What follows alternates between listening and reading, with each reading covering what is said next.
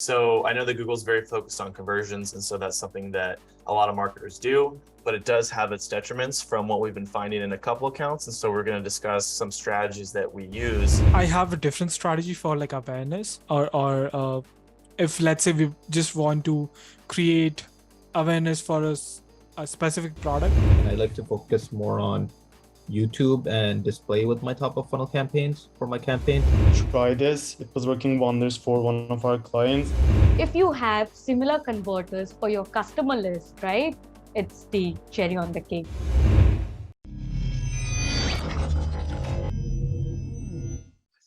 Hey everyone, welcome to Solution 8's Daily Google News.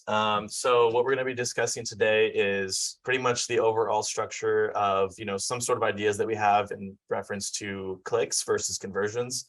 So I know that Google's very focused on conversions, and so that's something that a lot of marketers do, but it does have its detriments from what we've been finding in a couple accounts. And so we're going to discuss some strategies that we use that surround some other strategies that would be like max clicks that take us out of the ecosystem per se, or at least in theory, of all converters. So going to kind of go around the group and see what everyone has just sort of on their opinions of, something like maximize clicks on different networks versus something like all converters.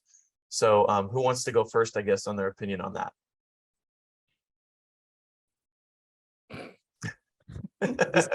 Everyone's all scared.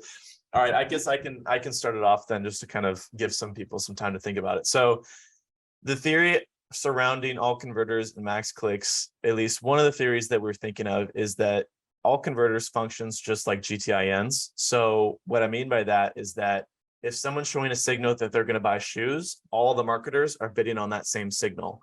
And so what that means is that your overall CPCs are going to go up. And that's all based off of just what's in Google's ecosystem, along with what's in your own ecosystem. And so one thing that we like to try to do is find ways to essentially get new customers that are outside of, that ecosystem for lower CPCs. And so one way that we've been testing that has actually been successful is using something which is very unconventional and does not make any sense at all, but it's for an e-com client that we have that is actually on max clicks on a display campaign. So first of all, it sounds really crazy, but we're using branded, pretty much branded display ads. And the reason for that is just to kind of introduce people to the brand itself. And it's actually very low cost products. And so what that means is that any user that is showing any sort of interest into the product, for example, on, display or on shopping or whatnot, they would click on the ad and then they would immediately go into the funnel. And that clicking on the ad is a signal in itself of someone that's interested in the product. And in addition to that too, we'd be targeting people that are similar to our converters, but not our converters. So what that means is that we're essentially trying to find people that are further up the funnel that are still showing signals, but not enough signals to where people are bidding on, the exact type of user that we are. So for example, if Usama visited a bunch of shoe sites, he's going to get remarketed to a lot. And he's now in the funnel of showing someone that has purchased intent for shoes. But if, for example, he's thinking that he wants shoes, but he hasn't clicked on anything yet in Google's ecosystem, and then he sees our ad and clicks on it, now we're the first touch point and the first person that he sees. And then he goes into our, essentially our funnel first for lower CPCs versus if we were to bid on him if he already showed those signals. So the theory, like I said, kind of to reiterate that, is max clicks allows you to find user intent without actually bidding on something that everyone else is going to bid on. So it's not a perfect strategy. So it's something to test, but it's something that we're in the theory of testing right now. So I guess I want to hear from someone else what their thoughts are on maybe like different mediums. So like shopping versus like display, and maybe how that can impact, what the user would be wanting for like a max click, if it's good or bad for, based on which, client that you have, whether it's, lead gen or e-com.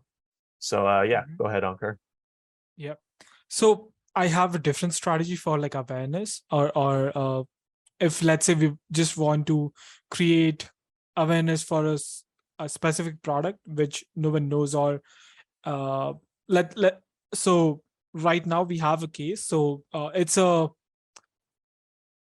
brand who sells cycling accessories, and they have wait, I can't say the product name. So, but it's something related to trucks. So you can carry your bicycles on a truck.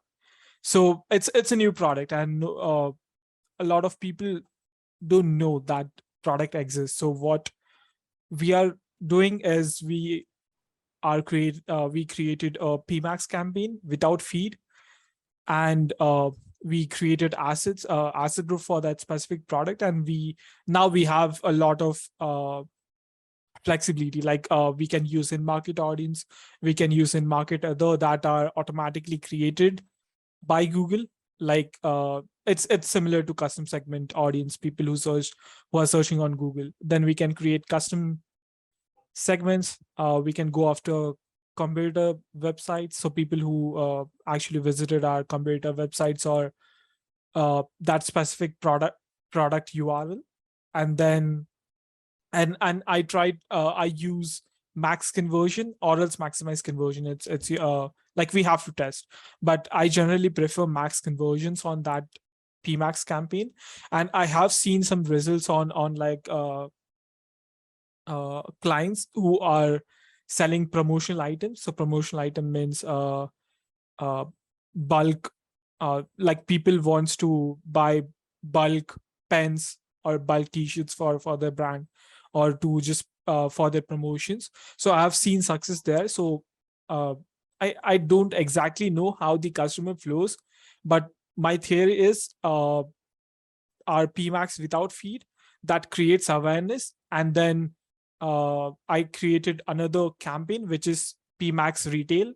It just it just shows ads on shopping channel. So PMAX without feed creates awareness, and then the person is product aware. Now that person goes on Google and search for that product, and then our PMAX campaigns target that customer, and it do like our PMAX retail will do remarketing and will target that person. So that's So yeah, that's my strategy for like awareness. So that's something that, generally in Google, we say work from bottom of funnel to top of funnel. And so that would be something that would be a test that you'd want to do before doing something like max clicks, because you're offering something of value and you're in the system already of saying, hey, this is a competitor. This is someone that wants to convert. But if you have a better offer, might as well go after that first, because you know that you're already maximizing your slice of the pie in Google's algorithm. So that would be, just for reference for everyone, that would be step one underneath the like something like max clicks on some other type of engine. Because think of max clicks as like very top of funnel. Think of what Onkar is saying as more of like top of funnel, but you're competing with other people and you want to offer them something better in order to then capitalize on someone that's already in the ecosystem. Yeah, but the advantage here is our PMAX without feed. We will target that customer or that user on 7 channels. So we will have more advantage, and with automated bidding, our PMAX will decide which channel is profitable or which channel will give us more return on investment, and will target those customers on that channel. Yeah, that makes sense. Yeah. And that's one of the reasons why we like to use multiple asset groups for that, because it gives us more touch points. So that user is most likely going to convert on us, versus if you have one asset group, it just cycles them through that and it doesn't go as heavy into remarketing. Yep. Yeah. So kind of going into more, I guess, top of funnel targeted strategies. Do we have, I guess, any other takers? Yeah, I can go. So just to build off of what, I guess I'll just give a different approach, another approach that I like to do. And I like to focus more on YouTube and display with my top of funnel campaigns for my campaigns. And the way I set up my YouTube is I just toss every video that the client gives us, or make a few of our own, and then basically optimize it for views, because I want the name out there. I don't really care if someone clicks on the video or not. I just want them to come back at some point. They'll most probably come back from a search at the end of the day, right? But what I'll do is, in terms of setup for the YouTube campaign, I'll have in-market as one, affinity as one, DSKs as one, placement as one. Life events is a big one now for people. And if you can leverage that properly, that's huge now. And yeah, and we've seen it work really well for clothing brands that I'm doing it on, and a furniture brand that I'm doing it on. Just 2 on the top of my head. We're hitting like we don't see direct conversions in Google Ads itself, but when we go into Northbeam, which shows us like impression-based conversions, we're usually hitting like a 4x to like a 10x day-to-day varying stuff like that. That's where I get my awareness from. That's how I grow brands. So the main thing is just pretty much using Northbeam to track information a lot more accurately than Google. Yeah. Just because there's multiple touch points. I mean, when someone buys a product, it's not, specific of, hey, like in every case, hey, I've never heard of this brand, I'm going to buy the product right away. It's more of, okay, multiple touch points. And this is more geared towards e-commerce, whereas lead generation, if you're like a plumber, for example, people want to go for the highest bid position. So this strategy does not apply to something like a plumber unless you're building up awareness for a very, very large brand. And there's, some sort of offer that they have that other people don't have. Kind of going off your point on the top of funnel. So one thing that we've also been testing is the optimized list. So what we'll do is we'll use something like an optimized list target on YouTube, just because we can't target optimized lists in PMax, and we'll exclude all converters. So it's really good for building out, top of funnel audiences that are not people that are already in your funnel, because we want to try to get more new customer acquisition. This is not a glitch. I'm interrupting the video you're watching because I need to remind you that I'm always looking for people to join our team. So if you're passionate about Google Ads and you want to work with the best Google Ads agency on the planet, please go to so8.com/apply. Speaking of working with the best Google Ads agency on the planet, if you're having trouble with Google Ads and you want professional help, that's what we do. You can go to so8.com, that's SOL8.com, to apply for your free, no obligation action plan. And if I've given you any level of value at all, maybe think about giving me a thumbs up and subscribing to our channel. That's how we juice the YouTube algorithm, so they actually know that I know what I'm talking about. If you have questions, comments, concerns, or confessions, hit me below in the comments. And now, back to your regularly scheduled program. The similar audiences also work well in this situation as well, especially the similar all converters.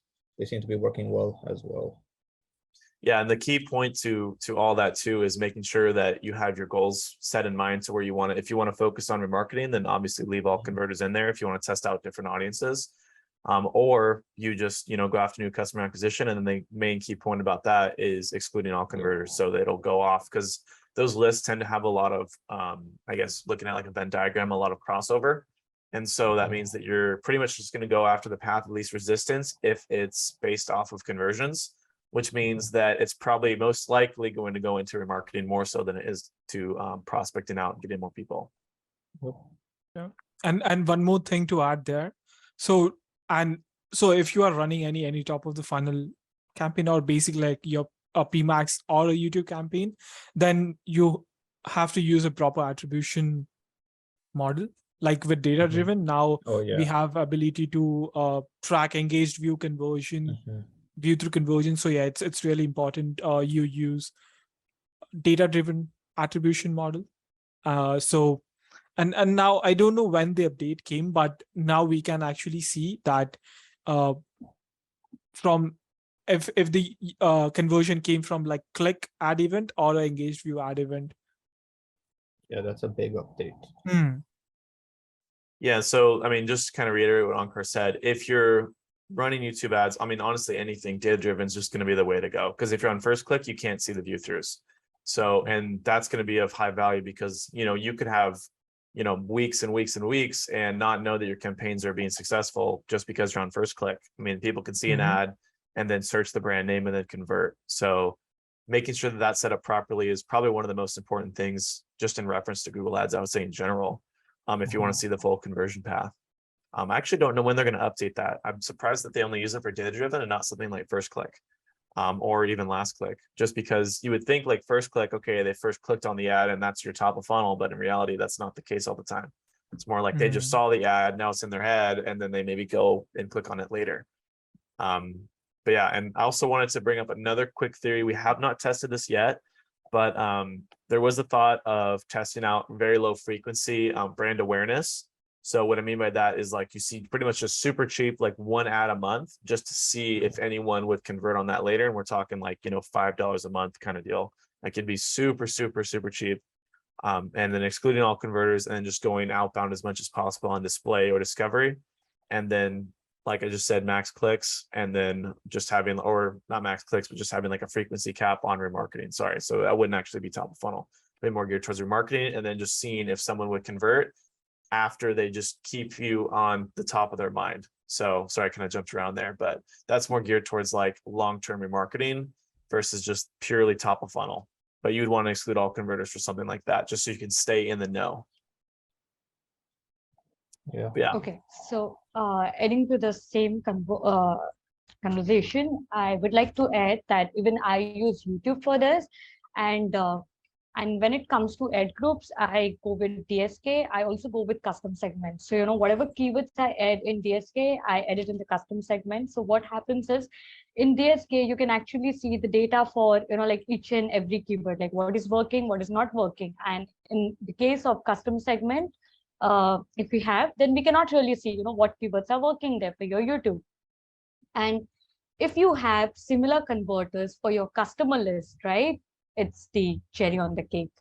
That's the best signal, I would say. Like, rather than even having all converters, like similar to all converters, I would say use the signal of similar to customer list, like what you have already, because that's your first party data, right? And that cannot be, like, that is the accurate one, right? So always use that. So with similar list, DSK, custom segment, and also we can go with in market and affinity. And as Onkar said, always use the in market others one, like which actually Google creates. So those are also very effective. So yeah, that can be used.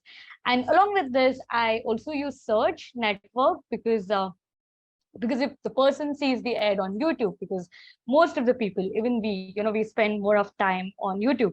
So whenever the person sees something on YouTube, it's likely that they will come on Google and like type on the keyword and they will get the ad. So yeah. So basically, so I also like to go for broad automation. So yeah, these are the two things that I use for the awareness, basically. Susmita's point, and also you guys can try this. It was working wonders for one of our clients.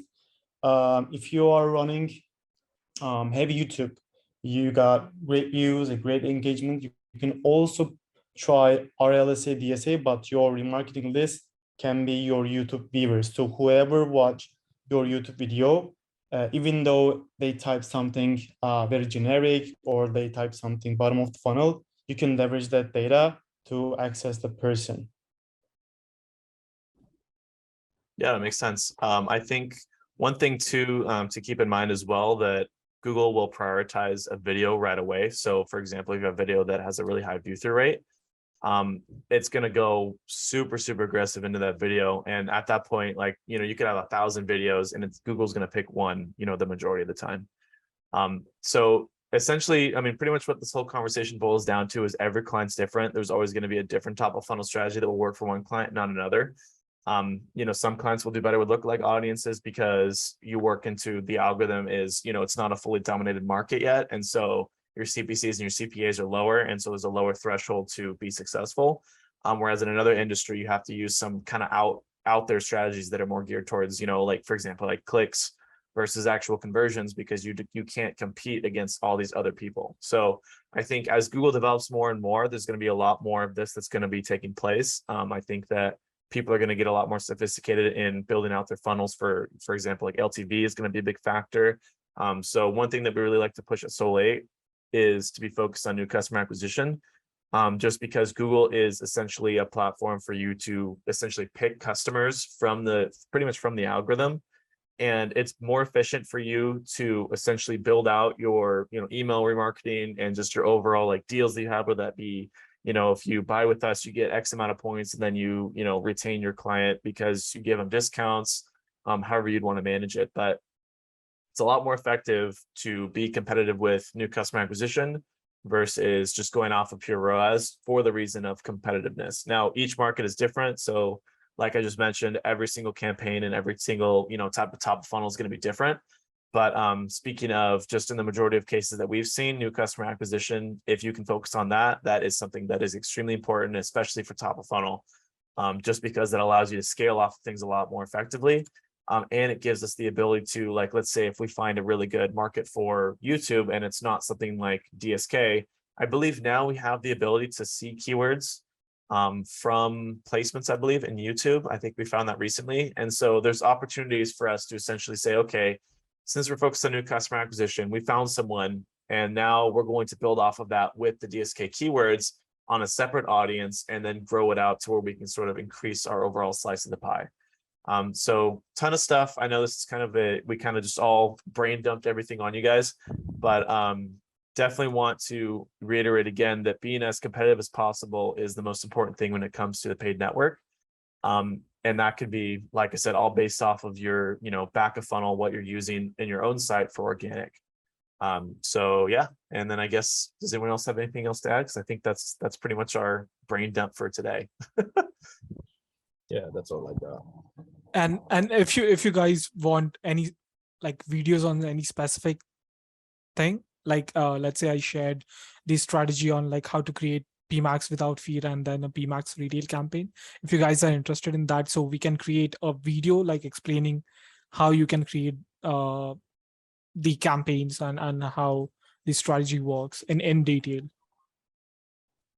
Yeah, no, that's a really good point. So yeah, definitely comment that. We'll see it. I know that, we've been getting a lot more comments, so we're not as on it when it comes to the comments, but we will look at them. And so we'll be able to essentially, yeah, we can go more in depth on that stuff for you, because this is kind of a catch-all summary of everything. This is So, not like, more awareness content idea, guys. strategy, but can I add a bonus? Of course, Guys, man. Yeah. Like I said, it's not a top of funnel, like it's not a Google Ads thing, but if you're playing for the top of the funnel, and like Caden said, you will be the first touch point, make sure to shine out your unique selling proposition, because this is the first time they will hear about you. There's no consideration phase, it's just you. They just recently started searching. Just make sure you explain why they should buy from you. And you can also tailor your remarketing campaigns. Like if you have no middle of the funnel, some industries don't have that, it's just top of the funnel, and after that remarketing or bottom of the funnel, just you can tailor your remarketing also. Just have specific images for people who left their cart or they haven't reached out the cart, but just show your products. Awesome. Yeah, that's a really important point. I think just the nature of Google Ads kind of puts you in a position to where you have to kind of go deeper than that to get your messaging right. So it's not just about, hey, we run Google Ads really well. We have to know the company as well to a strong degree to then compete in the Google Ads ecosystem. So that's a really important point. Does anyone else have anything else they want to add to that, or any other comments? Awesome. Sweet. So thanks again, guys, for watching, and you'll probably see Kasim on here next, but thanks again, and I'll see you guys. Hey, it's Kasim with your daily Google News. And today I'm actually really excited to traverse outside of Google just a little bit and talk maybe more about how to improve the efficiency of your business, probably your agency, because I think most of our viewers are agency owners.